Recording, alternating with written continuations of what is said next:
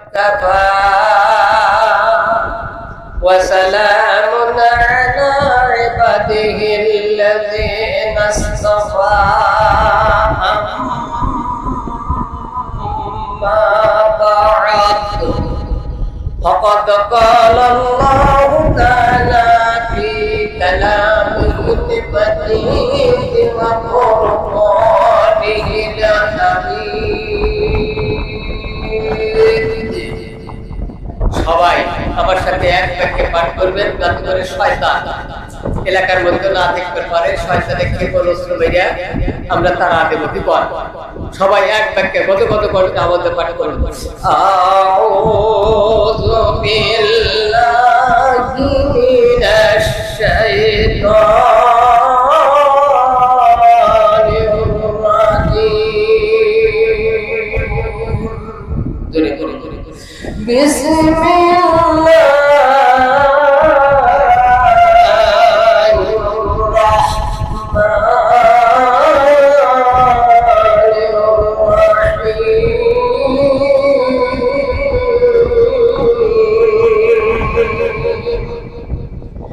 ملة أبيكم إبراهيم هو سماكم مسلمين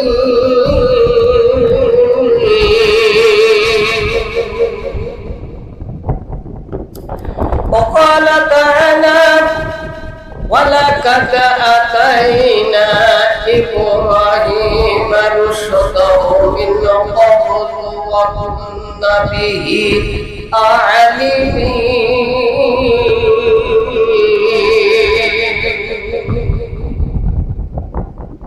صدق الله العظيم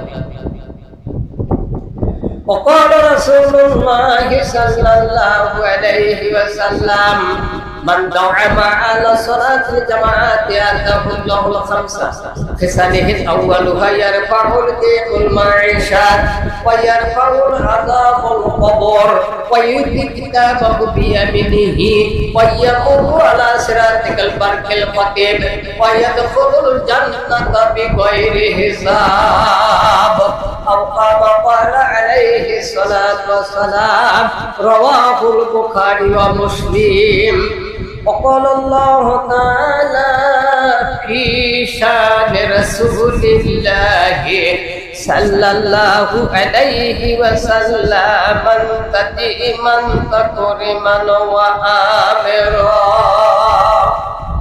إن الله وملائكته يصلون على النبي يا أيها الذين آمنوا صلوا عليه وسلموا تسليما اللهم صل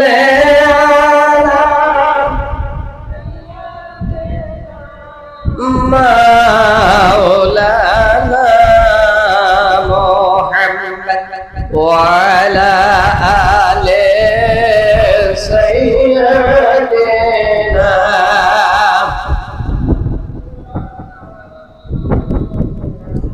بلغ العلا بكماله كشف الدجى بجماله حسنت جميع خصاله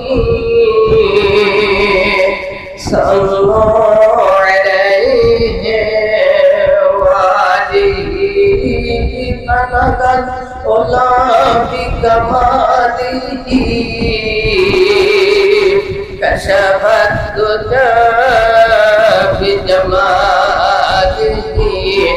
حسنت جميع خصاله صلوا عليه وآله اللهم صل على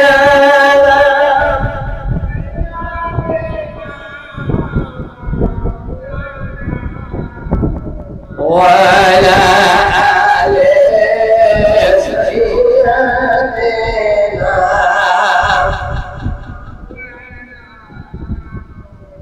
সাল্লাল্লাহু আলাইহি ওয়াসাল্লাম। সম্মানিত অধ্যকার দলকার সম্মানিত সভাপতি, দিগার ওলামায়ে কিরাম, আমার শ্রদ্ধেয় মুরব্বিয়ান কিরাম, সহপাঠী ভাইয়েরা, স্নেহের কচিকাচারা, অন্দর মহলে বসে আছেন শতিকা গতিকা দোয়ার কোনি আমার আম্মা দানের এবং আমার দানেরা, আপনাদের আমি সকলকে জানাচ্ছি আবার আমার প্রাণ ঢালা শুভেচ্ছা। সবাই মহব্বতের সাথে শুভেচ্ছা গ্রহণ করুন। আসসালামু আলাইকুম ওয়া রাহমাতুল্লাহ। আলহামদুলিল্লাহ, আল্লাহ রাব্বুল আলামিনের লাখো কোটি শুকরিয়া আদায় করি যে আল্লাহ রাব্বুল আলামিন এখনো সময় বিভিন্ন কাজ থেকে অব্যাহত রেখে এমন একটা জায়গায় বসার তৌফিক আল্লাহ পাক দান করলেন যে জায়গার তুলনা তামাম পৃথিবী কোনো জায়গার সাথে করা যাবে না।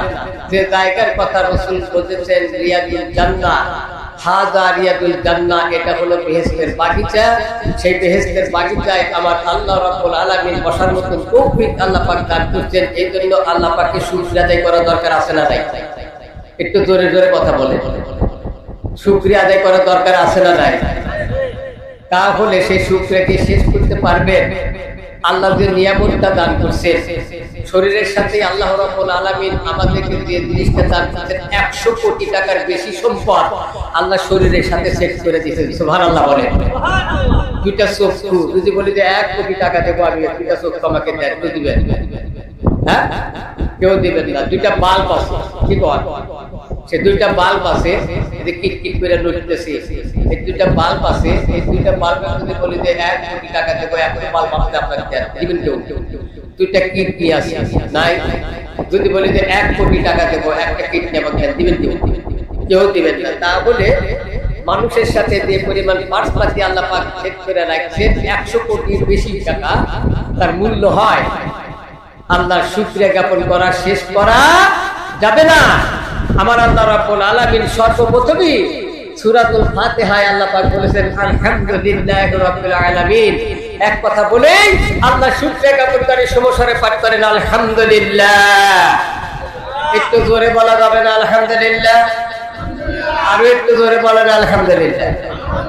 জোরে সোরে চিল্লায়া বলেন আলহামদুলিল্লাহ। লাখো কোটি দরুদ ও সালাম সেই মহামানব সাইয়্যিদুল মুরসালিন ফাতামান নাবিয়্যির রাহমাতুল লিল আলামিন, যিনি तमाम পৃথিবীর মানুষের মুক্তির দিশারি, যিনি হায়াতুন নবী মদিনার মাটিতে শুয়ে থেকে একমাত্র ইয়া হাবলি উম্মতি উম্মতি বলে কাঁদে। শুধু তাই নয়, কাল কিয়ামতের দিন মুসিবতের দিনে লক্ষ লক্ষ দরুদের মধ্য থেকে, লক্ষ লক্ষ নবী পয়গম্বরের মধ্য থেকে একমাত্র সিজদায় করে ইয়া হাবলি উম্মতি উম্মতি বলে কাঁদে। আমার আল্লাহ ডাকতে বলবেন, নবী গো, আজকে তো আপনার কাদার দিন নয়। ইয়া রাসূলুল্লাহ, আজকে আমি আপনাকে মাকামে মাহমুদ দান করেছি। ও নবী, আমি আপনাকে হাউজে কাউসার দান করেছি। আমার দেওয়া হাউজে কাউসার থেকে এক পেয়ালা পানি আপনার উম্মত উম্মতিকে পান করাইতে পারলে আমি আল্লাহ হাসরের ময়দানে ঘোষণা দিয়ে দিলাম, 50,000 বছরের মধ্যে আপনার উম্মতের কোনো পিপাসা লাগবে না। চিল্লা বলো মারহাবা। আরে একটু জোরে বলেন মারহাবা। কয় হাজার বছর পিপাসা লাগবে না? 50,000 বছর। এই জগতের 50,000 সমান আখিরাতের একদিন। সেই দিন আমার আগের বক্তা বলে গেছেন যে একটা মানুষ, গরিব মানুষ 50,000 বছর আগে জান্নাতে যাবে। জান্নাতে যাবে একটা গরিব মানুষ। ধনী মানুষের থেকে গরিব মানুষ 500 বছর আগে জান্নাতে যাবে। সুবহানাল্লাহ। এই 500 বছরকে হিসাব করে মুফাসসিরগণ তার কিতাবের মধ্যে লিখছেন যে 25 কোটি, কয় কোটি? 25 কোটি 49 লক্ষ বছর আগে একটা গরিব মানুষ ধনী মানুষের থেকে আগে জান্নাতে যাবে। সুবহানাল্লাহ। তাহলে গরিব হওয়াও লাভ। তার কারণ যে গরিবের তার সম্পদ নাই, তার কোনো হিসাবও কি কর, যার সম্পদ বেশি আছে। যেমন আমাদের এক নেতা ছিল নাসিম সাহেব, কি কন, নাসিম সাহেব, উনি যে গাড়ির মধ্যে চলছেন, ওই গাড়ির মধ্যে মানুষ বসে থাকতে পারতে থেকে দেখা যায়। দেখা গেছে? দেখা যায় নাই। তারপরেও হাঁটু পর্যন্ত মোজা পড়া থাকে, কিন্তু করোনা কি তাকে খাতির করছে? কথা বলেন না কেন? করোনা রোগ কিন্তু তাকে খাতির করে নাই। আর সম্পদ কি পরিমাণ আছে ও নিজে তার হিসাব দিতে পারে নাই। কিন্তু কিয়ামতের দিন কেমন করে হিসাব দিবে আল্লাহ পাক ভালো জানে। কি কন জানে না? আল্লাহ পাক ভালো জানে। তো যাই হোক, যার সম্পদ বেশি আছে তার হিসাবও বেশি আছে, আর যার সম্পদ কম তার হিসাবও কম। কথা বুঝতে পারলেন? এই সম্পদগুলি যার যেভাবেই আছে সেইভাবে একটু সৎ পথে ব্যয় করার জন্য চেষ্টা করবেন। আল্লাহ যেন তৌফিক দান করে, সবাই বলে আমিন। সম্মানিত ভাইরা আমার, সেই আল্লাহ রাব্বুল আলামিনের লাখো কোটি শুকরিয়া জ্ঞাপন করছি। আরো একটু জোরে বলেন আলহামদুলিল্লাহ। আর সেই নবীর প্রতি লাখো কোটি দরুদ ও সালাম। আমার নবীকে আল্লাহ পাক ডাকতে বলবেন, নবীজি আপনি উম্মতের জন্য এতই পাগল, ইয়া রাসূলুল্লাহ ইয়া হাবিবাল্লাহ, আপনি জন্ম লগ্নের থেকে শুরু করে নিয়ে মৃত্যু পর্যন্ত আপনি উম্মতকে এক সেকেন্ডের জন্য ভুলতে পারেন নাই। ইয়া রাসূলুল্লাহ, আজকে আপনি সেজদা উত্তোলন করেন, আপনার চোখের পানি আমার আরশের মামলা পর্যন্ত সহ্য করতে পারে না। ইয়া রাসূলুল্লাহ ইয়া হাবিবাল্লাহ, আপনি উম্মতের জন্য এত পাগল হয়ে গেছে। আমার নবী বলবেন, রব্বুল আলামিন, আমি এক সেকেন্ডের জন্য আমার উম্মতকে আমি বলতে পারি না। আমার এই পাগল উম্মতগুলির জন্য আজকে জান্নাতের ফয়সালা না দেওয়া পর্যন্ত এক ইঞ্চি সেজদাও আমি মাটি থেকে তুলতে পারি না। আমার আল্লাহ ডাকটা বলবেন, নবীজি আপনাকে সুপ্রিম কর্নার হিসেবে আমি আপনাকে জাহান্নামের সামনে সোনার চেয়ার দিয়ে দিলাম। আপনি সর্বপ্রথম জাহান্নামের সামনে বসে থাকুন। আপনার পাগল উম্মতগুলি, ইশকের মুহাব্বতের পাগল উম্মতগুলিকে আপনি যাচাই করে বাছাই করে গরিবের সর্বপ্রথম জান্নাতে প্রবেশ করাবেন।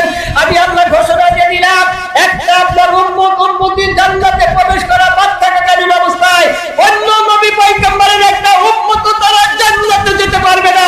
চিল্লা বলো মারহাবা, আরো জোরে বলেন মারহাবা। আমাদের ভাগ্য ভালো না খারাপ? বুঝে শুধু কইেন না, বুঝে কইেন না। বুঝিয়া যে না বোঝে তারে বুঝাইকে, না বুঝতে যে হু হু করে তারে কিন্তু বুঝতে তুলেছি। আমার ওস্তাদ বাড়িতে জীবনে ছাত্র জীবনে কথাটা বলছেন, এখন আবার ব্রেনের এক পর্দায় আসে। বুঝে শুধু কথা বলবেন। আমাদের ভাগ্য ভালো না খারাপ? সবার আগে আমরাই জান্নাতে যাব, ঠিক আছে নাকি? এর মধ্যে ভুল আছে?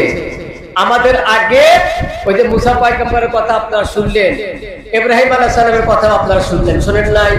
হ্যাঁ, মুসা পয়গম্বর আল্লাহ বেশি কথা বলছে না? বেশি কথা বলছে। আমরা কোনো অনেকেই বলি যে ছেটা মুসা, নাউজুবিল্লাহ, ছেটা মুসা কথা বলছে বেশি। এবার বেশি তা জান। হ্যাঁ, ছোট্ট কথাটা বলি। মুসা পয়গম্বর তুর পাহাড়ে গেছে লাঠি হাতে নিয়ে। কি হাতে নিয়ে? লাঠি। আল্লাহ পাক বলতেছে, ওয়ামা তিলকা বিয়ামিনিকা ইয়া মুসা। আল্লাহ ডাকতে বললেন যে মুসা রে তোমার হাতে ওটা কি? এর বলা লাগবে লাঠি নাকি? বল আমার হাতে আছে মোবাইল। তাহলে আপনি জিজ্ঞেস করলে বলে হাতে ওটা কি? বলে মোবাইল। আর তো কোনো কথা বলা লাগবে না। এখন উনি বলতেছে যে হুজুর, মুসা পয়গম্বর বলতেছে যে আল্লাহ এটা আমার লাঠি, একটা আমি ভরতে চলি, একটা আমি ছাগলের পাতা পেরে খাওয়াই, একটা আমার আরো অনেক কাজ হয়। আল্লাহ ভাই খাবো। আমি জিজ্ঞেস করছি একটু একটু দেওয়া তো কথা তো তোর বের করে দেন। মুসা পয়গম্বর বলছে, আল্লাহ তোমার সাথে যত কথা বলি তত এবার ভালো লাগে। সুবহানাল্লাহ। 40 দিন পর্যন্ত আল্লাহর সাথে কথা বলেছে। সুবহানাল্লাহ। আল্লাহ পাক রব্বুল আলামিনের কাছে মুসা পয়গম্বর ডাকতে বললেন যে আল্লাহ তুমি আমাকে একটু দেখা দাও। সূরা তাহার মধ্যে ঘটনাটা দেওয়া আছে। এবার তুমি আমাকে দেখা দাও। আমি তো তোমাকে দেখতে পারলাম না, 40 দিন পর্যন্ত কথা বললাম, কিন্তু তোমাকে দেখতে পারি না। আল্লাহ পাক বলেছেন লাম তারানি, তুমি আমাকে দেখতে পারবে না। কেন? কেন দেখতে পারবো না? আল্লাহ ডাকতে বললেন যে মুসা রে, তুমি তো আমার সাথে কথা বলতেছো, তুমি তো পয়গম্বর, আমি তোমাকে পয়গম্বর হিসেবে পাঠিয়ে দিয়েছি। দলিল কদম পয়গম্বর, উলিল আজমি নবী পয়গম্বর হলো 5 জন, তার মধ্যে মুসা পয়গম্বর একজন। সেই মুসা পয়গম্বরকে আল্লাহ ডাকতে বলে যে তোমাকে আমি পয়গম্বর হিসেবে পাঠিয়ে দিয়েছি। ও মুসা, তুমি যে আমার সাথে কথা বলতেছো, তুমি এবং আমি আল্লাহর মাঝে একটা না দুইটা না, আমি আল্লাহর কুদরতি 80,000 পর্দা রয়ে গেছে, যার কারণে তুমি কিয়ামত পর্যন্ত কথা বললেও আমি আল্লাহকে তুমি দেখতে পারবে না। সুবহানাল্লাহ। কয় বেশি কথা কয় তো এই জন্য বলতেছে আল্লাহ আমি তো দেখতে পারলাম না। তবে তোমাকে কোনো লোক দেখতে পারবে না, তোমাকে কোনো লোক দেখতে পারবে না। আল্লাহ পাক বললেন যে হ্যাঁ, আমাকে লোক দেখতে পারবে। মুসা পয়গম্বর কইছেন কারা কারা তোমাকে দেখতে পারবে? বলে আখেরি পয়গম্বর বিশ্বনবী মুহাম্মদুর রাসূল সাল্লাল্লাহু আলাইহি সাল্লামের কতগুলো উম্মত থাকবে, ওই উম্মতের উপর আমার 5 ওয়াক্ত নামাজের হুকুম থাকবে। ওই বান্দা যখন নামাজে দাঁড়িয়ে যাবে, ওই বান্দা যখন আমি আল্লাহকে স্মরণ করবে, ওই বান্দা যখন আমাকে খুশি রাজি করার লক্ষ্যে যখন নামাজে দাঁড়াবে, ওই দিন আমি আল্লাহ রাব্বুল আলামিনের সামনে ওই বান্দার মাঝে এবং আমি আল্লাহর মাঝে কোনো পর্দা থাকবে না। আমার উম্মতি নামাজে দাঁড়াবে, সরাসরি ভাবে আমি মওলার সাথে তাদের সাক্ষাৎ হয়ে যাবে। জোরে কোন সুবহানাল্লাহ। এই জন্য কিতাবের মধ্যে দেখছে যে as-সালাতু মিরাজুল মুমিনিন। আসলে এটা কথা কই, সাক্ষী থাকলে তো ওয়াজ করে দূর পাওয়া যায়। সামনে থেকে ডাইনে বামে যদি আলেম ওলামা থাকে, তাহলে বলে ওয়াজ করলে বলে আরো একটু বেশি শান্তি পাওয়া যায়। এই কারণে আমি এক্সাম্পলটা বোঝানোর চেষ্টা করি। আপনি তখন আপনার নামে যদি কোনো মামলা হয়, তাহলে সাক্ষী সাবত দিয়ে সবকিছু আপনি নির্দিষ্ট খালাস পাবেন কি পাবেন না তা জানা যায় না। তবে দুইটা সবাই সাক্ষী রাখেন, ম্যাজিস্ট্রেট চাই দুইটা সবাই সাক্ষী নিয়ে এসো, দুইটা সবাই সাক্ষী নিয়ে আপনার পক্ষে তো সাক্ষী দেখি কখন আপনার পক্ষে যখন সাক্ষী দেয় তখন ম্যাজিস্ট্রেট লেখা চায় যে নির্দিষ্ট খালাস। সুবহানাল্লাহ কহা। আলে বলে আমার ডান পাশে বাম পাশে থাকতে একটু সাক্ষী থাকে ভালো, আর কষ্ট মোটামুটি তাদের মধ্যে ঢুকতেও ভালো। সুবহানাল্লাহ কহা।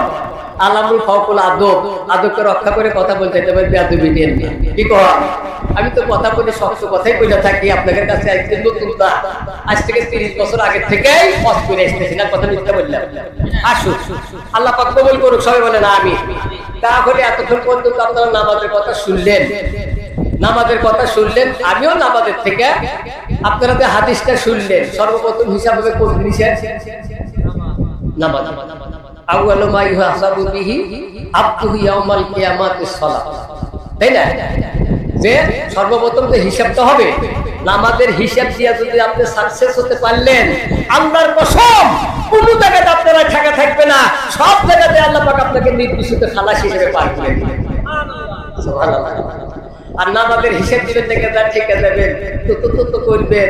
আমি একদিন পড়ছি আর দুদিন পড়ছি, 8টা নামাজ 5টা নামাজ 360টা নামাজ, এরকম নামাজে আছে না নাই? হ্যাঁ, 8 দিন বাদে বাদে শুক্রবারটা হাজিরা দেয়। হয়তো আপনাদের এলাকায় নাই, আমাদের এলাকায় আছে। কথা বুঝতে পারলেন? আবার ফাটকে পড়ে কতগুলো নেতা আছে, বুঝছে, টুপি তো দিবেন বুঝে মাথার দেয় না, হয় তারপরে একটা টুপি ছেড়ে আসে, একটা টুপি দিয়ে কোনো মধ্যে দিয়ে তাও এইভাবে কপাল টপাল ঢেকে কমপ্লিট হয়ে গেছে। আছে না নাই? এরকম আছে না নাই? তাহলে একই দরবারে বসে আছি, একই জায়গায় বসে আছি, এর মতো অবস্থায় সব মানুষ কেন নামাজ পড়বে, আর ইমাম সাহেব কেন নামাজ পড়বে, আর আমরাও কেন নামাজ পড়বে? ও এখন কুত্তার মতন কেমন করে বসে থাকে, যার কারণে শাশুড়িতে উঠে যায়, পাশে পাশে নামাজ পড়বেন লেগে যায়। আছে না নাই? ওকে বলা হয় ফাটকে নামাজ। ও ফাটকে পড়ে গেছে, নামাজ না পড়লে আর মানও থাকে না। ভোট তো কেউ দিবই না, বুড়ি আঙুল যা বসে থাকে। ঠিক হন, এই জন্য দৌড়াদা চলে যায় নামাজ পড়বার জন্য, ওকে বলে ফাটকে নামাজ। আর 360টা নামাজ, 360 দিনে 1 বছর পর পর 2টা ঈদের নামাজে দাঁড়ায়। আছে না ভাই? এরকম নামাজিও আছে। এরকম নামাজ দিয়া as-সালাতু মিফতাহুল জান্নাহ, নামাজ হলো বেহেশতের চাবি। নামাজ হলো বেহেশতের চাবি। মান তারাকুস সালাতা মুতাআম্মিদান ফাকাদ কাফারা। রাসূল বলেছেন, হাদিস শরীফে আছে, যদি কোনো ব্যক্তি বিনা অজুহাতে 1 ওয়াক্ত নামাজ কাজা করলো, সেজন্য আল্লাহর সাথে কুফরি করল। নাউযুবিল্লাহ। কয় বাইনাল আবদি বাইনাল কুফরি তারাকুস সালাত। মুসলমান এবং কাফেরের মধ্যে পার্থক্য হলো, মুসলমান নামাজ পড়ে, কাফেরেরা নামাজ, কথা কম না কেন? মুসলমান নামাজ পড়ে আর কাফেরেরা নামাজ পড়ে না। তাহলে আমি যদি নামাজ না পড়ি, তাহলে আমি কি? আমি গতকাল ওয়াজ করছি যে একই বাপের 4 বেটা, আপনি একটা আমার সাথে মাস্টারি করে, ওটা মসজিদে কিছুদিন ইমামতি করছি, তাহলে ওটা তো হিসাব করা বাদ। আর 3 লোক ডাক দিলে বললেন আপনারা কয় ওয়াক্ত করে নামাজ পড়েন, বলেন তো দেখি। 5 ওয়াক্ত নামাজ কি আপনারা সবাই পড়েন? গতকাল বলছি কোরআন শরীফ হামদে, আপনারা বিশ্বাস করেন? তো এমন অবস্থায় হয়তো হুজুর মাঝে মাঝে মধ্যে মধ্যে আল্লাহ দোয়াল্লি, নামাজ কি হবে? কথা বলে নামাজ কি হবে? নামাজের হিসাব যদি আপনি ঠিক মতো দিবার পারলেন, জান্নাত আপনার জন্য অবধারিত। শুধু কি তাই? জান্নাত আপনার জন্য অবধারিত শুধু তাই নয়, আপনি আসুন, কোরআন শরীফ বলতেছেন আপনার মধ্যে নেক আমল আছে, কাজ ভালো আছে। ইন্নাল্লাযিনা আমানু ওয়া আমিলুস সালিহাত, ঈমানও আনছেন, আল্লাহকে বিশ্বাস করছেন এবং আপনি আমলে সালেহা ভালো কাজ করছেন। এর মতো অবস্থায় আপনার আমলনামা যখন ভারী হয়ে যাবে, সেটা হলো পরের কথা। কিন্তু মৃত্যুর সময় বান্দা যখন এসে যাবে, মৃত্যু যখন করোনা এসে যাবে, জাকাতদানি শুরু হয়ে যাবে, আল্লাহর তরফ থেকে দুইজন ফেরেশতা আল্লাহ পাক আপনার পাশে পাঠিয়ে দিবে। জোরে বল সুবহানাল্লাহ। তাতানাজ্জালু আলাইহিমুল মালাইকাতু আল্লা তাখাফু ওয়া লা তাহজানু ওয়া আবশিরু বিল জান্নাহ। আমার সম্মানিত ভাইরা, বাবাজিরা আমার, কোরআন শরীফ বলতেছে তার ভিতর নামাজ আছে, রোজা আছে, এলেম আছে, কালাম আছে, আল্লাহ আছে, পরকাল আছে, কোরআনের সাথে মহব্বত আছে, আত্মীয়র সাথে মহব্বত আছে, পিতামাতার সাথে মহব্বত আছে। এই সমস্ত বান্দাদেরকে আমার আল্লাহ ইবাদি বলে ডাক দেয়। জোরে বল সুবহানাল্লাহ। এই আমল বিশিষ্ট মানুষটা যখন মৃত্যুবরণ করা শুরু করবে, আল্লাহর তরফ থেকে দুইজন রহমতের ফেরেশতা তার কাছে নাযিল করে দিবে। ফেরেশতারা সে বলবে, বান্দা তুমি ভয় করো না, চিন্তা করো না, দুনিয়া ত্যাগের কারণে মনে তুমি কোনো দুঃখ নিও না। ওই মৃত্যু ব্যক্তি তখন বলে, তোমরা কারা? ফেরেশতারা বলে, আমরা হলাম রহমতের ফেরেশতা। বলে, তোমরা কেন এখানে আসলা? ফেরেশতারা বলবে, আল্লাহ রাব্বুল আলামিন বেহেশত থেকে পাঠিয়ে দিয়েছে তোমার কাছে, ও আবশিরু বিল জান্নাহ, তোমাকে বেহেশতের শুভ সংবাদ দেওয়ার জন্য আল্লাহ পাঠিয়ে দিয়েছে। অতএব তুমি মৃত্যুবরণ করবে, মৃত্যুর পরেই আল্লাহ তোমাকে জান্নাত থেকে নহর কেটে তোমার কবরে পৌঁছা দিবে। অনন্তকাল তুমি জান্নাতের হাওয়া খেয়ে খেয়ে তুমি কবরের মধ্যে ঘুমাইতে পারবে। জোরে বল মারহাবা, আর জোরে বল মারহাবা। এই হাওয়া কি আপনারা চান? জান্নাত থেকে নহর থেকে হাওয়া পৌঁছাতে কবরে, এটা কি সবাই চান? যারা বলতেছেন না তারা চাইতেছেন না, নাকি কন? মরিয়া গেলে পাবে খবর, কবরে গেলেই হবে খবর। চালান যদি থাকে, আমি হাদিস পড়েছি, হাদিসটা বুখারী শরীফের মধ্যেও আছে, মুসলিম শরীফের মধ্যেও আছে। রাসূল বলেছেন, মান দাআমা আলা সালাতি জামাআতি আতাহুল খামসা, যে ব্যক্তি 5 ওয়াক্ত নামাজ জামাতের সাথে পড়বে, আল্লাহ পাক রব্বুল আলামিন 5টি নিয়ামত তাকে দান করবে। আল্লাহ জোরে কবেন না সুবহানাল্লাহ। কিসালিহিন আউয়ালুহা ইয়ারফাউল নিয়ামুল মাঈশা, কিতাবের মধ্যে লেখছে, হাদিস শরীফে আছে, সর্বপ্রথম আল্লাহ পাক নিজ কুদরতের দায়িত্বে আল্লাহ পাক রব্বুল আলামিন তার রিজিকের অভাব দুনিয়া থেকে দূর করে দিবেন। সুবহানাল্লাহ। ওয়া ইয়ারফাউল আযাবুল কবর, অনেকগুলি আলেম ওলামা এখানে বসে আছে, সবগুলি মিলে যদি এখন থেকে শুরু করে নিয়ে যদি কবর পর্যন্ত কবরের আযাব সম্পর্কে আলোচনা করি, আলোচনা কি শেষ হবে? কিয়ামত পর্যন্ত আলোচনা শেষ করা যাবে না। তার মধ্যে ভয়াবহ আযাব হবে যখন বান্দাকে কবরের মধ্যে রাখা হয়। রাখা হওয়ার সঙ্গে সঙ্গে ওখানে কবরের মধ্যে রেখে কেউ কেউ মন্তব্য দিয়ে বলছে যে মুসলিম কিন্তু মাটি দেয়। মাটি দেন না আপনারা? মিনহা খলাকনাকুম ওয়া ফিহা নুঈদুকুম ওয়া মিনহা নুখরিজুকুম তারাতান উখরা। এটা দোয়াটা আপনারা পড়েন না? দোয়াটা না, এটা একটা কোরআনের আয়াত। কত বছর হযরত মুসা পয়গম্বর এই কথাটা বলছিলেন।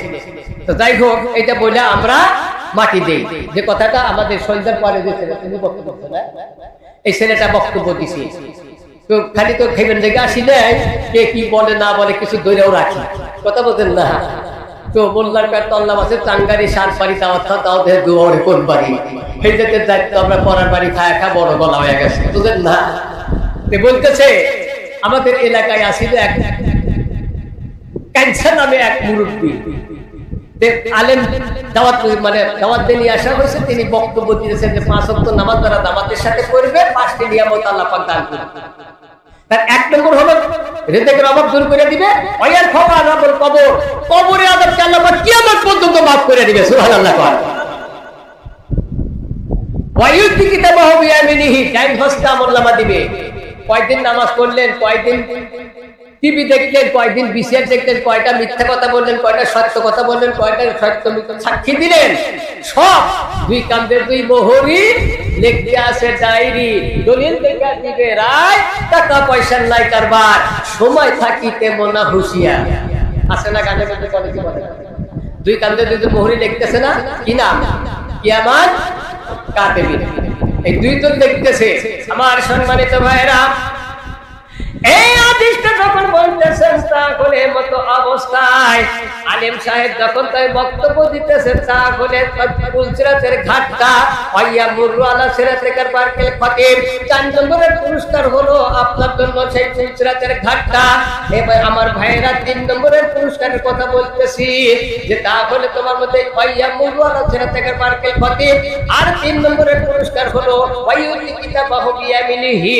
বিয়ামিনি শব্দের অর্থ হলো ডাইন হস্তের আমলনামা। আমার ভাইরা, কয়দিন আপনি কি কি কাজ করলেন, কয়েকটা নামাজ পড়লেন, সব হিসাব জিজ্ঞাসা করে নিয়া কাল কিয়ামতের দিন আমার আল্লাহ রাব্বুল আলামিনের রহমতের ফেরেশতার মাধ্যম দিয়া সামনে থেকে সালামান সালামান শব্দ বলতে বলতে যদি ডাইন হস্তে আপনার আমলনামাটা দিয়া দেয়, তারপরে মনে করতে হবে আমার ভাগ্যটা ভালো হয়ে গেছে।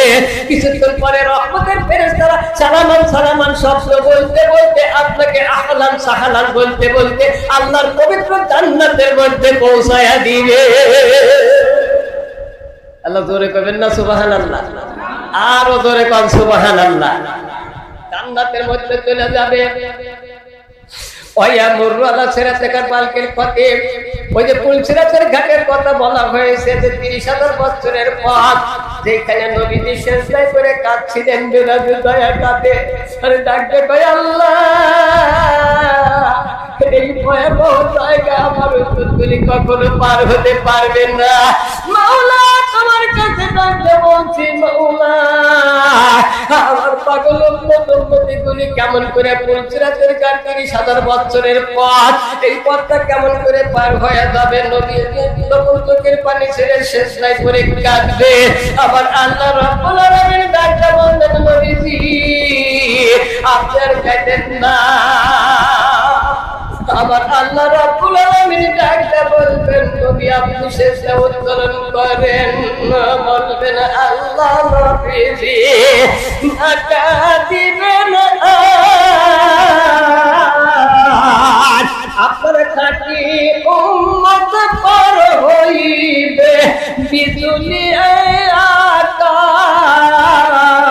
আকার পুলসিরাত দেখিয়া নবী কানছে রে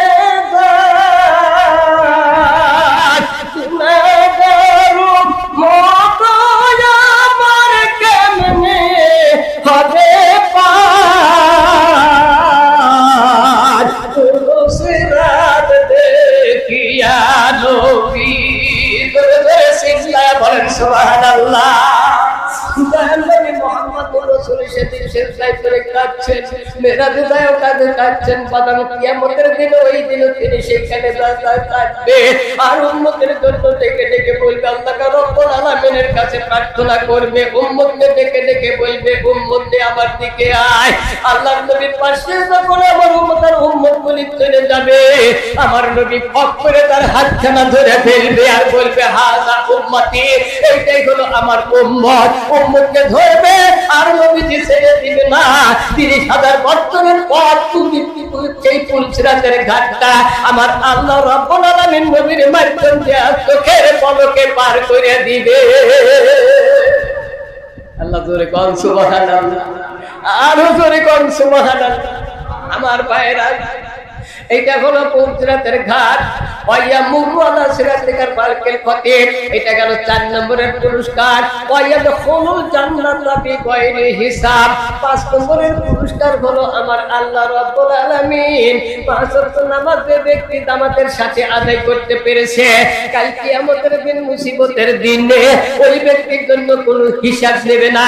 আমল নামার দিকে লক্ষ্য করে দেখবে, আর যখন দেখবে যে বান্দার আমল নামায় এত সুন্দর সুন্দর আমল, 5 ওয়াক্ত নামাজে শুরু করে নাই, 5 ওয়াক্ত নামাজ পড়ার জন্য মসজিদে চলে গেছে, আযান হওয়ার সঙ্গে সঙ্গে বাড়ি থেকে ওযু করে মসজিদের দিকে চলে গেল।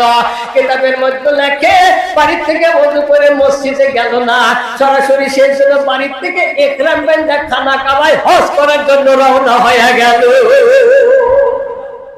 সুবহানাল্লাহ। যে ব্যক্তি মসজিদে বাড়ি থেকে ওযু করে রওনা দেয়, বাড়ি থেকে ওযু করে রওনা দেয়, সেজন্য মসজিদে গেল না, সরাসরি খানা কাবায় হজ করার জন্য রওনা দিল। সুবহানাল্লাহ। এর থেকে বড় পাওনা কিছু আছে? বড় পাওনা কিছু আছে? অথচ আমরা নামাজ আযান হওয়ার পরে, আমি গতকাল ওয়াজ করছি যে আল্লাহ পাক তৌফিক দিলে আপনাদের নেক দোয়ায় রাসূলের সুন্নতি জিন্দেগি পার হয়ে গেলাম। 64 বছর চলতেছে আমার বয়স, তাহলে রাসূলের জিন্দেগি ছিল 63 বছর, হায়াত ছিল রাসূলের 63 বছর, আর আমার 64 বছর চলতেছে বর্তমানে বয়স, আর 36 বছর হলো আমি ওয়াজ করি আপনাদের নেক দোয়ায়। তো 64 বছর বয়স হয়ে গেছে, আল্লাহর মধ্যে এখনো আমার চোখে কিন্তু পাওয়ার আসে না, এখনো আল্লাহ পাক চক্ষু ঠিক রাখছে, আমাকে দিল পাওয়ারে আমি এখনো কথা বলি, চশমা ছাড়াই আমাকে যা করবে দিবেন ইনশাআল্লাহ আমি তাই করতে পারবো। সুবহানাল্লাহ। এর গুণ কি তা জানেন? কোন কারণে? আমার অন্য কোনো গুণ নাই, আমি একটা কাজ করি, সেটা হলো যে রাতে 3টা 3:30 বাজতেই আমি আস্তে আস্তে বাড়ি থেকে ওযু করে টুকটাক টুকটাক করে মসজিদে চলে যাই। মসজিদে যাবার পরে এই কোরআন শরীফ পড়বেন, শানে নুজুল কোথায় আছে, অর্থ কোথায় আছে, ব্যাখ্যা কোথায় আছে, কোরআন শরীফের অক্ষরের দিকে তাকাবে।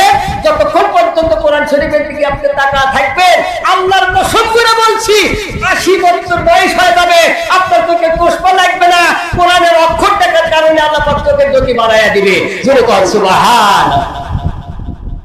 মনে থাকবো, কোরআন শরীফ পড়া জানেন না, ভাগ্য হয় নাই, আলেমের কাছেও জান নাই, আছেন এরকম মানুষ? কোন জামানা শুনছে যে যারা বেতেরের নামাজের দোয়া কুনুত জানে না, 3 বার করে কুনুত সূরা পাঠ করলে তার নামাজ হয়ে যায়? এটা কি মশলা? এটা কি মশলা? এটা মাশআল্লাহ না, বানুটি মশলাই বলি। চেয়ার নিয়ে যা বসে থেকে বাম পাশে থেকে ধীরে হাসতে বসে থেকে চেয়ারে বসে থেকে নামাজ পড়ে, কোন কিতাবে আছে? কোন কিতাবে আছে? কোন ফতোয়া দিয়েছে? কোন মসজিদ বাবারও ক্ষমতা নাই যে মস্তাকে বলে যে আপনি চেয়ারে বসে থেকে নামাজ পড়ে, কারো বাবার ক্ষমতা হবে না। এটা হলো ডাক্তারদের একটা বানুটি মশলা, সেই মশলাকে আপনাকে বলে যে চেয়ারে বসে থেকে নামাজ, আপনি উঠতে পারেন না, বসে থেকে নামাজ পড়েন, বসবার মতো ক্ষমতা আপনার নাই, তাহলে শুয়ে থেকে মানুষ মরে গেলে কোন শীতের হয়?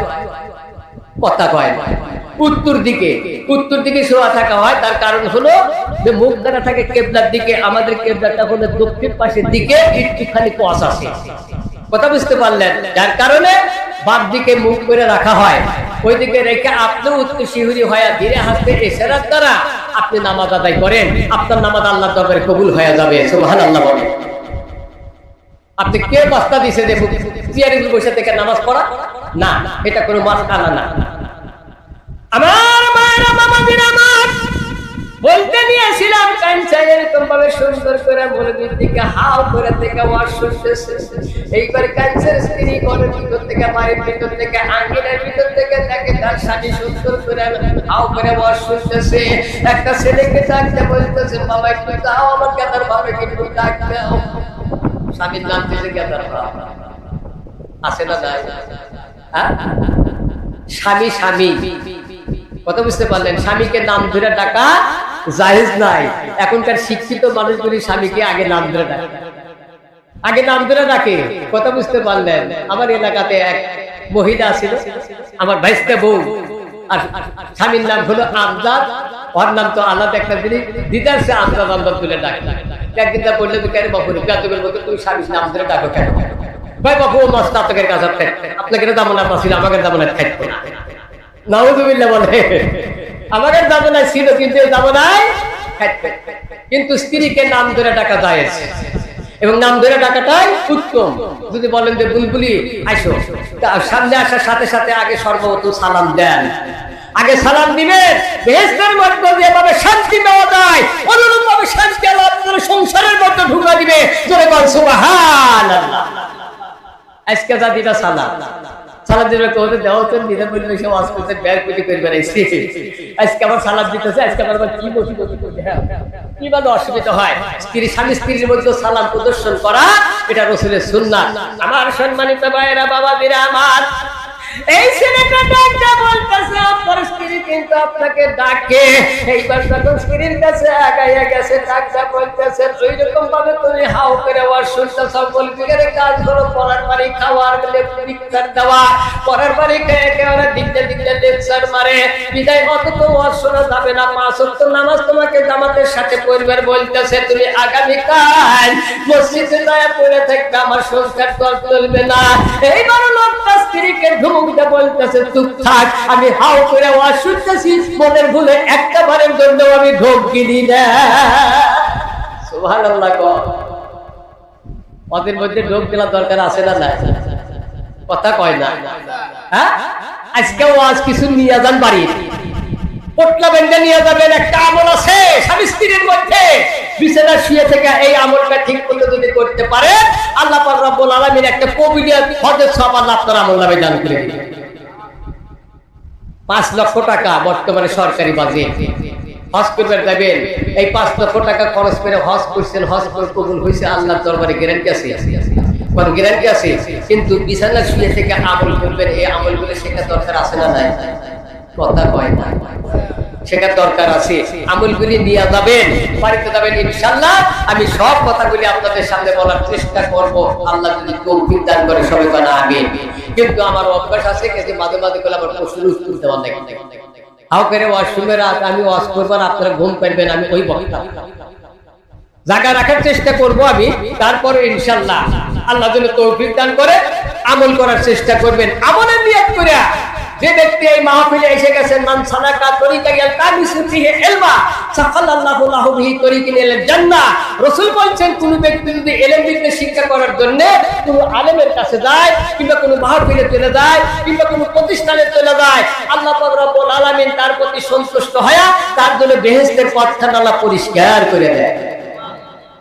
বেহেশতের পথ পরিষ্কার থাকা ভালো না কাটা গোদা থাকা ভালো? পরিষ্কার থাকা ভালো। এই জন্য আলেম ওলামার কাছে যাইবেন, ইমাম রাখছেন, যোগ্যতা সম্পন্ন ইমাম রাখছেন, গাও ঘামাইয়া টাকা মাথার থেকে ঘাম ভেজা দিয়া শরীর পরিশ্রম করিয়া টাকা পয়সা ইনকাম করে নিয়ে যায়, মোল্লাকে বেতন দেওয়া লাগে না? হ্যাঁ, বেতন দেওয়া লাগে। আর মৌলবীরা যদি বলেন যে হুজুর আইসি আমাকে দোয়া কুনুতটা শিখা দেয়, সারা জীবন খালি কুনুত সূরা যেই পড়লাম, কিন্তু দোয়া কুনুত পড়াতে এটা ওয়াজিব যে আমাকে একটু দোয়া শিখা দেয়। তো উনি বলে দিবেন আল্লাহুম্মা ইন্না নাস্তাঈনুকা ওয়া নাস্তাক, আসলে জানে না তো প্রভুপাদ থেকে জানতেছি তো না করলে তো হবে না। কিতাবের মধ্যে পড়ছি, হাজাইলের কিতাবের মধ্যে এক ব্যক্তি আলেমের কাছে যায়া এইটাই শিখছে। কথা বুঝতে পারলেন যে আল্লাহুম্মা ইন্না নাস্তাঈনুকা ওয়া নাস্তাগফিরুক, কথা বুঝতে পারলেন? এই তাহলে সবক নিছে, আল্লাহ পাক রব্বুল আলামিন ওর জীবনের গুনাহ মাফ করে দিয়েছে। সুবহানাল্লাহ। আল্লাহর মধ্যে বাড়িতে যাওয়ার সাথে সাথে মাথা ধরছে, হ্যান করছে, ত্যান করছে, বিভিন্ন কথাবার্তা বলে স্ত্রীকে বলছে আমাকে একটু বিছানা দাও, আমি একটু শুয়ে একটু রেস্ট নেব। শুয়া থেকে আল্লাহর মধ্যে শুবের লেগে গেছে, আল্লাহর ওই অবস্থায় আল্লাহ পাক আজরাইল পাঠা দিছে, আজরাইল এসে দান কবজ করে নিয়ে গেছে। সুবহানাল্লাহ। ইজা যাও আজালাহুম লা ইস্তাখিরুনা সাআতাও ওয়া লা ইস্তাকদিমুন।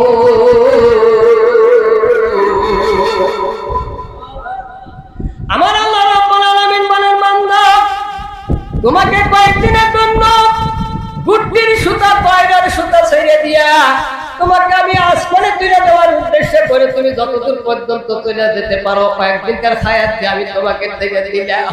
বান্দা সারা দিন তুমি আকাশে উড়িবে, কিন্তু কয়রার মালিক যখন তোমাকে রশি ধরে টানা শুরু করে দিবে, কাগজে কাটকা ঘুরি বানাকা উড় দিয়া আসমানে ঘুরি পিসারা কে করেঙ্গা রশি মাওলা কা হাত মে। আল্লামা জালালউদ্দিন রুমি তার মুসনিদ কিতাবের মধ্যে লিখতেছে কয়রার সুতা যখন সন্ধ্যার সময় মালিক ধরে টানা শুরু করে দেয়, কয়রা কিন্তু আর উপরে থাকতে পারে না। কি বলেন, পারে কি? অনুরূপ ভাবে তোমার হায়াত দিয়া আমার আল্লাহ রাব্বুল আলামিন তোমাকে দুনিয়ায় পাঠিয়ে দিয়েছে।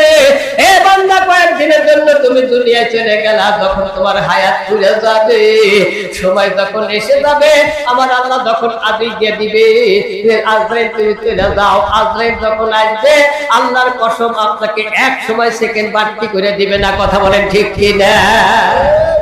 যদি বলেন কেবল সবে মাত্র নতুন বিয়ে করছি, শ্বশুর বাড়ি যাই নাই, আম পরিমিত খাই নাই, এইবার একটু আসো, তাহলে আমি একটু শ্বশুর বাড়ি থেকে ঘুরে আনন্দ উৎসব করে আসি, আজকে কি শুরু।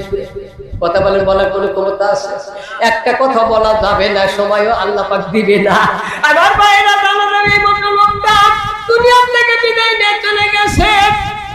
তারপরে যখন দেখা গেল দুনিয়া থেকে বিদায় নিয়ে যাবার পর ওই লোকটা যখন কবরস্থ করে দেওয়া হলো, কবরে চলে গেছে। আমার ভাইয়েরা কাশফ হাসিল তারা করতে পেরেছে, তারা কবরের মধ্যে কি হয় শুধু তাই নয়, বিছানায় শুয়ে থেকে ঘুমের ঘরে তারা চোখ বন্ধ করে তামাম পৃথিবীর খবর তারা জানতে পারে। কাশফ হাসিল করা কোন ব্যক্তি কবরের পাশে যায় দেখে, মুনকার নাকির ফেরেশতা সেইখানে হাজির হয়ে যাবে। মার রব্বুকা মান দীনুকা ওয়া মান নাবিয়ুকা, তিনটা প্রশ্ন করবে বাজান। এই তিনটা প্রশ্ন যদি আপনার ভিতর সালাম থাকে তাহলে পটপট করে আপনি উত্তর দিতে পারবেন। রব্বি আল্লাহ, আর নবী হলো বিশ্বনবী মুহাম্মদুর রাসূল, দিন হলো আমার ইসলাম। যদি আপনার ভিতর সালাম থাকে তবে আপনি পটপট করে জবাব দিতে পারবেন। চালান যদি না থাকে তাহলে কিন্তু আপনার মুখ চাইছে, আপনি বলবেন না আগ্রে না আগ্রে, আমি কিছুই জানি না, কিছুই জানি না। আমার ভাইরা বাবাজিরা আমার এমন অবস্থায় তো কবরের মধ্যে মুনকার নাকির ফেরেশতা তখন আপনাকে জিজ্ঞাসা করবে, প্রশ্নের উত্তর আপনি দিতে পারবেন না। দুই পাশের থেকে কবরখানা এমন ভাবে চেপে যাবে, কবরখানা চেপে যাবে, এই কবরখানা এমন ভাবে চেপে যাবে, এক পাত্রার হাড় আর এক পাত্রার ভিতর গিয়ে ঢুকে পড়ে যাবে। জোরে কর নাউযুবিল্লাহ, আরো জোরে কর নাউযুবিল্লাহ। এই কবরে আযাব আল্লাহ পাক কিয়ামত পর্যন্ত মাফ করে দিবে যদি আপনি পাঁচ ওয়াক্ত নামাজ জামাতের সাথে আদায় করতে পারেন। আমার ভাইয়েরা বাবাজিরা আমার, এইবার মুনকার নাকির ফেরেশতা ওই ব্যক্তি কবরে চলে আসে, আর তো হাসিলকারী ব্যক্তি কবরের পাশে থেকে শুনতেছেন। মুনকার নাকির ফেরেশতা বলতেছে মার রব্বুকা মান দীনুকা ওয়া মান নাবিয়ুকা, কিন্তু ওই লোকটা বলতেছে আল্লাহুম্মা ইন্না নাস্তাঈনুকা ওয়া নাস্তাগফিরুকা। সুবহানাল্লাহ। দুনিয়া থেকে শিখাইছে কোন আল্লাহ? শিখাইছে আল্লাহুম্মা ইন্না নাস্তাঈনুকা ওয়া নাস্তাগফিরুকা, আল্লাহ তোমারই কাছে সাহায্য চাই, তোমারই কাছে গুনাহ মাফ চাই। সুবহানাল্লাহ। এবারে মুনকার নাকির ফেরেশতা মহাবড় বিপদের মধ্যে পড়ে গেছে, ডাকতে বলে আল্লাহ,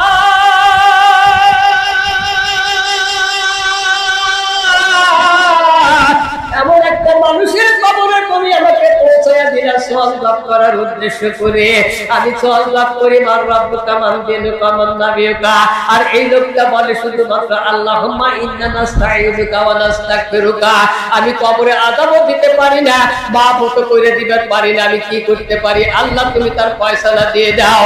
আবার আল্লাহ রাব্বুল আলামিন ফয়সালা দিয়ে বললেন, জিবরাইলকে পাঠাইয়া দিয়ে বললেন, জিবরাইল তাড়াতাড়ি আমার মুনকার নাকির ফেরেশতার কাছে চলে যা। আমার এই বান্দা জীবনে আমি আল্লাহকে চেনে নাই, আমি আল্লাহ রাব্বুল আলামিনের হুকুমগুলি পালন করে নাই, শুধুমাত্র একটু নামাজ পড়ে পড়ে যাই, কিছু শিখছে। একজন আলেম বান্দার কাছে, একজন বিজ্ঞ আলেমের কাছে যায় সবক দেওয়ার কারণে এক নম্বরে আমি আল্লাহ রাব্বুল আলামিন তার নামটা তাইল আলেমের খাতায় লিখে রাখছি, আর দুই নম্বর হলো আমি আল্লাহ রাব্বুল আলামিন তার জীবনের সমস্ত গুনাহ খাতা আমি আল্লাহ মাফ করে দিয়েছি, আমি আল্লাহ মাফ করে দিয়েছি। জিবরাইল তুমি চলে যাও। জিবরাইল এইবার এসে মুনকার নাকির ফেরেশতার কাছে বললেন, এই বান্দাকে আল্লাহ মাফ করে দিয়েছে, বান্দার জীবনের গুনাহ খাতা মাফ করে দিয়েছে, আমার আল্লাহ তার কবরে আযাবটাও মাফ করে দিয়েছে। মুনকার নাকির ফেরেশতা বললেন, বান্দা লা খাউফুন আলাইহিম ওয়া লা হুম ইয়াহজানুন, ও বান্দা তুমি ভয় করো না, চিন্তা করো না, আজ থেকে তোমার কবরখানা জান্নাতের বাগান হয়ে গেল। আমার আল্লাহ রাব্বুল আলামিন জান্নাতের টুকরা বানায়া দিয়েছে, তুমি জান্নাতের কবর থেকে থেকে জান্নাতের টুকরার মধ্যে থেকে থেকে তুমি কিয়ামতের দিন আল্লাহর দরবারে যখন হিসাব দিতে যাবে তোমার কোনো হিসাব দেওয়ার দরকার হবে না, আমার আল্লাহ তোমাকে বিনা হিসাবে জান্নাতে পৌঁছায়া দিবে। লা ইলাহা ইল্লাল্লাহ, ধরে ধরে লা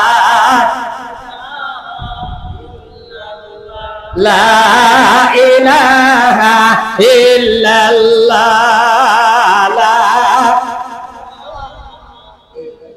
জেনা বাবা ইয়া দায়ান মুরতাতি আমিন কাল ইহসান ফালাতু ওয়ারহাম ইয়া রহমান ইয়া হান্নান ইয়া মান্নান লা ইলাহা ইল্লাল্লাহ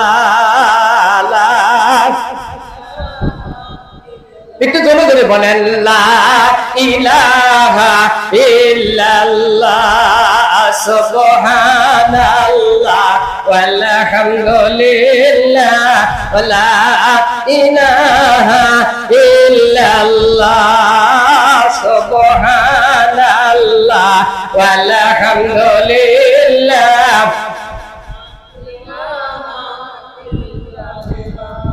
ইল্লাল্লাহু ইল্লাল্লাহ ইল্লাল্লাহু ইল্লাল্লাহ সুবহানাল্লাহ ওয়ালহামদুলিল্লাহ ওয়ালা ইলাহা ইল্লাল্লাহ সুবহানাল্লাহ ওয়ালহামদুলিল্লাহ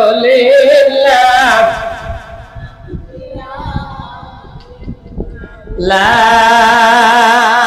ইলাহা ইল্লাল্লাহু মুহাম্মাদুর রাসূলুল্লাহ সাল্লাল্লাহু আলাইহি ওয়াসাল্লাম। তাহলে আজকের ওয়াজের পরের থেকে শুনতে পারলে বা জানতে পারলাম আমার আলেমের কাছে যা শেখার দরকার আছে না নাই? হ্যাঁ, শেখার দরকার আছে। বাকি মাসআলাগুলি কথা বুঝতে পারলেন? নামাজের মধ্যে একটা না দুইটা না 12,000 মাসআলা। কয়টা? 12,000 মাসআলা। আমরা যদি 12টা হিসাব করবে দেখা যায় তাও তো শিখছি কি? কাজী জানার নাম ইসলাম, মানার নামও ইসলাম। জানতেও হবে, মানতে হবে। দেখবেন না পারলে কোনো মানা কিন্তু যায় না। কাজেই চিন্তা ভাবনা করে একটু শেখার জন্য চেষ্টা করবেন। যেহেতু রাসূল বলছে যে যে ব্যক্তি ইলম বিদ্যা শিক্ষা করার জন্য কোনো আলেমের কাছে যায় কিংবা কোনো প্রতিষ্ঠানে যায়, আল্লাহ পাক রব্বুল আলামিন তার প্রতি সন্তুষ্ট হয়, বেহেশতের পথ পরিষ্কার করে দেয়। সুবহানাল্লাহ কোন। আমার সম্মানিত ভাইরা, আসুন আমি আপনাদের সামনে পবিত্র কোরআন শরীফ থেকে সূরা আম্বিয়া, কি নাম সূরার নাম? সূরা আম্বিয়া থেকে একটি আয়াত তেলাওয়াত করেছি যে ইব্রাহিম আলাইহিস সালামের কথা আপনারা শুনলেন। আর সিজনটাও হলো হযরত ইব্রাহিম আলাইহিস সালামের সুন্নাত, তাই না? কুরবানি করলাম কার সুন্নাত? ইব্রাহিম আলাইহিস সালামের সুন্নাত।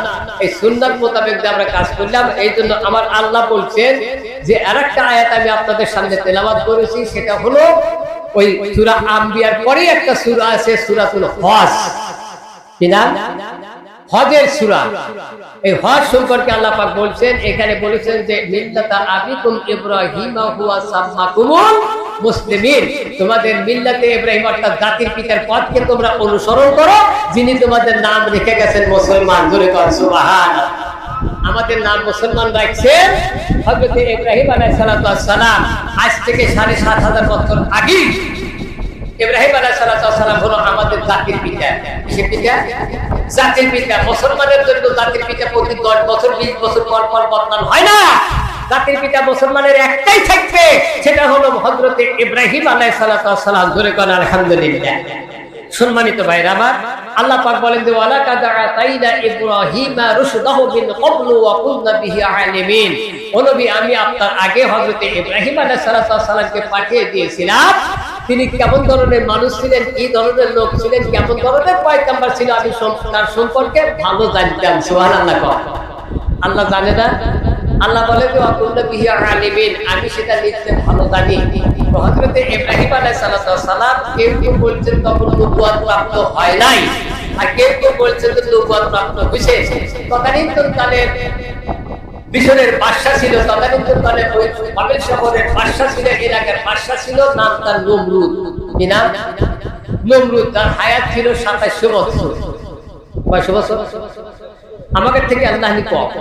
নাকি কন 2700 বছরের জিন্দেগিকে ধরাকে সরা জ্ঞান করে রেখে লাস্টে বলছিলেন আনা রাব্বুকুমুল আলা, আমি হলাম সবচেয়ে বড় খোদা। কথাটা আল্লাহ পাক কোরআন শরীফের মধ্যে সূরা আপনার মুসা আপনার ফেরাউনের সম্পর্কে কথা বলেছেন, ফেরাউনের সম্পর্কে কথা বলছেন, কিন্তু ফেরাউনের উক্তি আর নমরুদের উক্তি ছিল এক। এরা খোদা বলে দাবি করে। তার বাড়িতে ছিল 360টা মূর্তি, হবল ঠাকুর, লাট ঠাকুর, মানার ঠাকুর, ওদ্দা ঠাকুর, সানার ঠাকুর, বিভিন্ন ঠাকুর তৈরি করে করে রাখছে। ওইটা হলো ছোট খোদা আর ও হলো বড় খোদা। নাউযুবিল্লাহ বলেন। হযরত ইব্রাহিম আলাইহিস সালাতু ওয়াস সালাম তার সাথে তর্ক করছিলেন। কি করছিলেন? তর্ক বিতর্ক করতেছেন। কোরআন শরীফ বলতেছে, আমার সাথে বলেন বিসমিল্লাহির রাহমানির রাহিম। আলাম তারা ইলাল্লাযী হাজ্জা ইব্রাহিম ফি রাব্বিহি আন আতাহুল্লাহুল মুলক। সুবহানাল্লাহ বলেন। আমার ভাইরা বাবাজিরা আমার, হযরত ইব্রাহিম আলাইহিস সালাম মাকে জিজ্ঞেস করে বললেন, মা আমার আল্লাহকে, তোমার আল্লাহকে, তাকে কি তুমি চেনো? মা বলতেন যে বাবা তোমার আল্লাহ, তোমার রব হলো তোমার বাবা আজর। নাউযুবিল্লাহ বলেন। ইব্রাহিম আলাইহিস সালাম বললেন, তাহলে আজরের রব আবার কে? রবের আল্লাহ, আজরের জন্য তো একজন আল্লাহ আছে, বলে সে আল্লাহ তার কেটা হতে পারে? এইবার মা বলতেছেন, ওই তোমার আজরের আল্লাহ হলো নমরুদ। নাউযুবিল্লাহ কোন নমরুদ হলো এই দেশের সবচেয়ে বড় খোদা। এবার অবস্থায় হযরত ইব্রাহিম আলাইহিস সালাম বললেন, মা তাহলে তুমি আমাকে দোয়া করে দাও, আমি দেখি নমরুদের কাছে দয়া কথা বলবো। মা বলতেছেন, বাবা ইব্রাহিম রে, তুমি তো জন্মলগ্নের থেকেই তো নমরুদ তোমার প্রতি শত্রুতা পোষণ করে বসে আছে। এই বাবা এই কথা বলতে গেলে কিন্তু তোমাকে এক কোপে হত্যা করে ফেলবে। বাবা তুমি যেও না। এইবার ইব্রাহিম আলাইহিস সালাম মায়ের কাছ থেকে দোয়া নিয়ে যা বললেন, মা তুমি দোয়া করে দাও। আর আমারও মনের বিশ্বাস আছে, আমার আল্লাহ রাব্বুল আলামিন যদি আমাকে সাহায্য করে, তাহলে নমরুদ কেন, নমরুদের মতো হাজার নমরুদ একত্রিত হয়ে আমি ইব্রাহিমের একটা ফসল পর্যন্ত ক্ষতি করতে পারবে না। সমাজ পরিষ্কার করা দরকার আছে না নাই? কথা বলেন, আছে না নাই? সমাজকে পরিচালনা করতে হবে, সমাজকে পরিচালিত করতে হবে। আমার ভাইরা বাবাজিরা আমার, এইবার মায়ের কাছ থেকে দোয়া নিয়ে নমরুদের বাড়িতে চলে গেছে। নমরুদকে ডাকতে বলতেছে, নমরুদ তুমি নাকি খোদা বলে দাবি করো, তুমি নাকি খোদা বলে দাবি করো, তাহলে তোমার খোদাকে তো আমি মানতে পারি না, তোমার খোদাই দাবি আমি মানতে পারি না। আমি সেই আল্লাহ রাব্বুল আলামিনের দাওয়াত এসেছি। ক্বালা বার রাব্বুকুম রাব্বুস সামাওয়াতি ওয়াল আরদিল্লাযী ফাতারাহুন্না ওয়া আনা আলা যালিকুম মিনাশ শাহিদিন। বলে বলেন আল্লাহু আকবার। কোরআনের আয়াত শুনলে ভালো লাগে না খারাপ লাগে? ভালো লাগে। আল্লাহু আকবার বলবেন মাঝে মাঝে, আর কোরআনের আয়াত শোনার সাথে সাথে আল্লাহু আকবার বলবেন। আল্লাহ মহান বলে স্বীকৃতি কেমন করবেন, ওয়াজ চিতি মতন হবে, শুনতেও ভালো লাগবে। এবং আল্লাহ পাক রব্বুল আলামিন আসমান থেকে শুরু করে নিয়ে জমিন পর্যন্ত যতটুকু জায়গা আছে, এতটুকু জায়গা আল্লাহ সওয়াবের দ্বারা ভরপুর করে দিবেন। আর আল্লাহ ধীরে বল সুবহানাল্লাহ, আরো ধরে বল সুবহানাল্লাহ। আমার ভাইয়েরা, ইব্রাহিম আলাইহিস সালামের কথা বললেন। হাজ্জা শব্দের অর্থ হলো তর্ক করা। এই কারণে যে আমি আল্লাহ একটা তাকে বাদশাহী দান করছিলাম। এই জগতের মধ্যে 4 জন ব্যক্তিকে আল্লাহ বড় বাদশাহী দিয়েছিলেন। কয়জন? 4 জন ব্যক্তি। 4 জনের মধ্যে 2 জন হলো মুসলমান। মুসলমানের মধ্যে একজন হলো হযরত সুলাইমান পয়গম্বর, আর একজন হলো যুলকারনাইন, যাকে আমরা বলি আমার ভাইয়েরা যুলকারনাইন। আর 2 জন হলো কাফের। এই কাফেরদের মধ্যে একজন হলো বখতে নাসর, আর একজন হলো নমরুদ। এই 2 জন ছিল গাদ্দা কাফের। এই গাদ্দা কাফেরের মধ্যে থেকে এইবার হযরত ইব্রাহিম আলাইহিস সালাতু ওয়াস সালাম ডাকতে বললেন যে আমার সেই আল্লাহর দাওয়াত নিয়ে আমি তোমার কাছে আগমন করেছি। নমরুদ এইবার বলতেছেন বাবা রে তোমার আল্লাহ কি ক্ষমতা আছে আমাকে কি কিছু বলতে পারবে? ওই তো ইব্রাহিম আলাইহিস সালাম বললেন যে হ্যাঁ আমার আল্লাহ রাব্বুল আলামিনের কিছু ক্ষমতা আছে আমি সেটাও বলতে পারবো। ক্বালা ইব্রাহিম রাব্বি আল্লাযী ইহয়ী ওয়া ইউমীত, আমার আল্লাহ মারতে পারে আমার আল্লাহ বাঁচাইতে পারে। জোরে বল সুবহানাল্লাহ। নমরুদ বলতেছে ক্বালা আনা উহয়ী ওয়া উমীত, আমিও মারতে পারি আমিও বাঁচাইতে পারি। ইব্রাহিম আলাইহিস সালাম বললেন যে তাহলে কি প্রমাণ? তুমি মারতে পারো তুমি বাঁচাইতে পারো, প্রমাণ কি? বলে বলে দাঁড়াও একটু বসো আমি তোমাকে প্রমাণ দিয়ে দেখাইতেছি। কি প্রমাণ দিলেন? জল্লাদকে ডাক দেয়, জল্লাদকে তাড়াতাড়ি চলে আয়। ডাক দেওয়ার সঙ্গে সঙ্গে জল্লাদ চলে আসলো।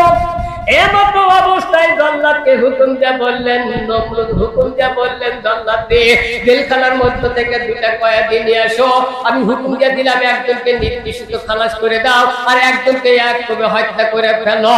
যখন হুকুম দিয়ে ফেললেন কর্তা বুঝা কাজ আর পাটা জানে কথা কয় না, বোঝে কি বোঝে তাও কয় না। কর্তা যদি হুকুম দেয় পাকা জানে মই দেয়, দেয় কি দেয় না? খাস বাংলা বললাম। এর মতো অবস্থায় হুকুম দেওয়ার সঙ্গে সঙ্গে একজনকে একভাবে হত্যা করে দিয়া আর একজনকে নির্দিষ্ট খালাস করে দেয়া বললেন দেখো আনা উহয়ী ওয়া উমীত, আমিও মারতে পারি আমিও বাঁচাইতে পারি। জোরে বল নাউযুবিল্লাহ। ইব্রাহিম আলাইহিস সালাম এইবার লক্ষ্য করে চিন্তা ভাবনা করলেন, গভীরভাবে চিন্তা ভাবনা করে বলতেছেন আল্লাহ এই মানুষটার হাতে আছে ক্ষমতা, মানুষটা তো সুশক্তির মানুষ, এই মুহূর্তে তার ক্ষমতার বলে যা ইচ্ছা তাই করতে পারো। আমাকে এমন একটা যুক্তি তুমি আমাকে দেখাইয়া দাও যেই যুক্তিটা শেষ করলে আর পাশে 7 দিন টিকতে তো সেইখানে কোনো অস্তিত্ব থাকবে না। আমার আল্লাহ রাব্বুল আলামিন ইব্রাহিমকে জানাতে বললেন ইব্রাহিম তুমি বলে দাও। ইব্রাহিম আলাইহিস সালাম কি কথাটা বললেন আল্লাহ কোরআন শরীফের মধ্যে তাও তুলে দিয়েছেন। সবাই আমার সাথে বলেন বিসমিল্লাহির রহমানির রহিম।